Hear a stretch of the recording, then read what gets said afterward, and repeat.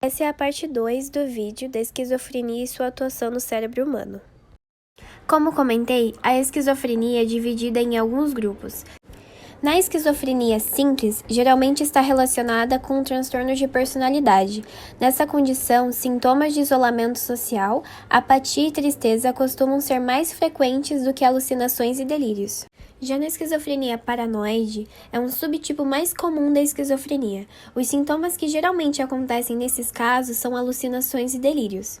As alucinações envolvem uma percepção sensorial de algo que não é real, por exemplo, ver ou ouvir algo que não existe. Já os delírios, que comumente são confundidos com alucinações, são crenças fixas em algo, apesar das evidências de que não são verdadeiros.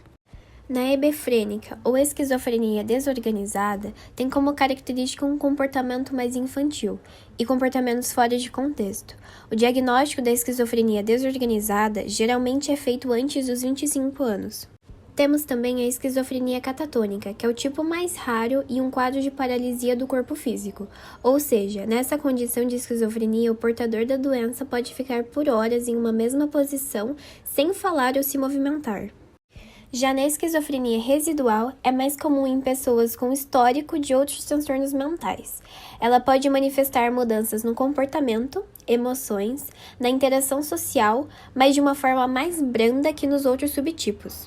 Por último, temos a esquizofrenia indiferenciada. Ela apresenta traços dos outros subtipos, mas não se encaixa em nenhum deles.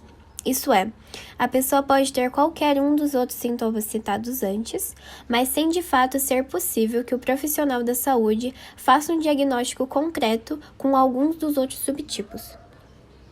Então, quais são as principais causas e fatores de risco da esquizofrenia? Como muitos transtornos mentais, as causas específicas da esquizofrenia elas ainda são incertas. E identificar causas exatas de transtornos mentais também não é uma tarefa fácil, justamente porque eles não estão relacionados apenas com o fator. E assim a gente costuma atribuir uma causa geral para transtornos mentais se baseando em alguns fatores biológicos, psicológicos e sociais. E nesse contexto, algumas pesquisas que foram feitas ao longo dos anos concluíram que a genética e outros fatores ambientais também têm influência na esquizofrenia. Por exemplo, pessoas com parentes de primeiro grau, por exemplo, mãe, pai ou irmão, que têm essa doença, têm a maior chance de desenvolvê-la do que outras pessoas. E algumas doenças e condições de saúde também são fatores de risco para desenvolver esquizofrenia, como condições autoimunes, tipo diabetes tipo 1, doença celíaca, histórico de lesão cerebral por trauma, excesso de radicais livres e queda do sistema imune. Além disso, alguns estudos também relacionaram alguns momentos da vida que podem ser um sinal de alerta e risco para o desenvolvimento dessa doença, justamente por serem fases mais delicadas é, da vida do ser humano, por ser uma fase de mudanças, tanto psicológicas, quanto físicas, como biológicas. No caso, é o período pré-natal, o neonatal, primeira infância e adolescência, que são períodos que apresentam inúmeros fatores de risco que podem contribuir no desenvolvimento da esquizofrenia. Então, como diagnosticar a esquizofrenia? O diagnóstico da esquizofrenia ele é realizado através da observação comportamental realizada por um psicólogo ou um psiquiatra, que pode dar o diagnóstico a partir dessa observação.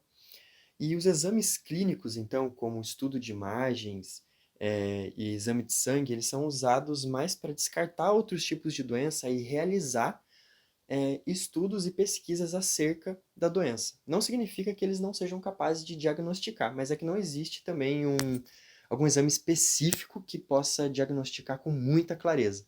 Mas vários exames podem ser utilizados no estudo da esquizofrenia, como a ressonância magnética, a tomografia por emissão de pósitrons e a tomografia computadorizada por emissão de um fóton único, também conhecida por SPECT, dentre outros exames de imagem. Então, os principais fatores observados pelos especialistas para diagnosticar a doença são a apresentação dos sintomas por 6 meses ou mais, a presença de pelo menos 2 sintomas típicos, como alucinação, delírios, fala desorganizada em sintomas comportamentais por pelo menos 4 semanas, e a deficiência considerável em atividades do dia a dia, como as profissionais, as domésticas e as escolares. sobre os tratamentos. O principal deles, o mais comum, é o uso de antipsicóticos ou neurolépticos. Os antipsicóticos devem ser tomados apenas sob orientação médica. Eles ajudam a reduzir os desequilíbrios bioquímicos que causam esquizofrenia e diminuem a probabilidade de uma recaída. Temos os antipsicóticos típicos e atípicos. Temos também a terapia eletroconvulsiva, ECT. Um estudo relatou que a terapia eletroconvulsiva pode ajudar a reduzir os sintomas da esquizofrenia mais rapidamente do que apenas a medicação, ou para aqueles cujos sintomas não melhoram tão rapidamente quanto a média.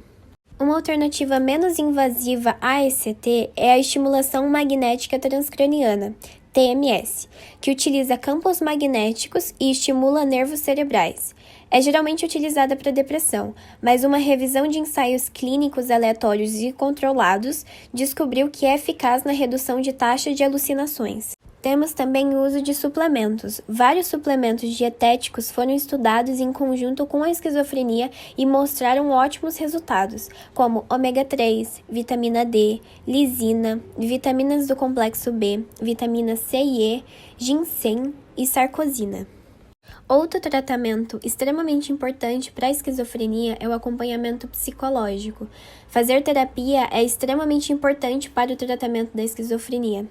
Temos a terapia individual, treinar habilidades sociais, terapia familiar, terapia cognitiva comportamental, musicoterapia e terapia assistida com animais. Importante destacar também que atualmente o protocolo clínico adotado pelo SUS para o tratamento dessa doença pode incluir até 8 medicamentos antipsicóticos, além da indicação de suplementos e o encaminhamento adequado para as terapias que se adequam mais ao tipo do paciente. Além do tratamento, todo o cuidado de familiares e amigos com as pessoas com esquizofrenia, é muito importante a conscientização da comunidade. Antigamente era um assunto pouco falado e até um tabu. É muito bacana a gente ver que atualmente é um assunto que tem ganho muito mais força, muito mais comentários em cima. Os pais sensibilizando e colocando monumentos em tons verde, fazendo campanhas do dia 24 de maio, porque é realmente muito importante que a sociedade saiba a importância de um diagnóstico precoce, para o tratamento adequado, para o cuidado adequado àquele tipo de pessoa, àquele tipo de paciente. E fica aqui a indicação de um filme que o nome é Palavras nas Paredes do Banheiro. Ele retrata o mundo pelos olhos de um esquizofrênico. A história retrata o Adam, que é um aluno que tem o sonho de se tornar um chefe de cozinha, só que é expulso no mês do seu último ano após um incidente na aula de química. Depois disso, Adam é diagnosticado com esquizofrenia. Aqui finalizamos nosso trabalho. Muito obrigada pela atenção de todos e esperamos ter ajudado a compreender um pouco mais sobre esquizofrenia.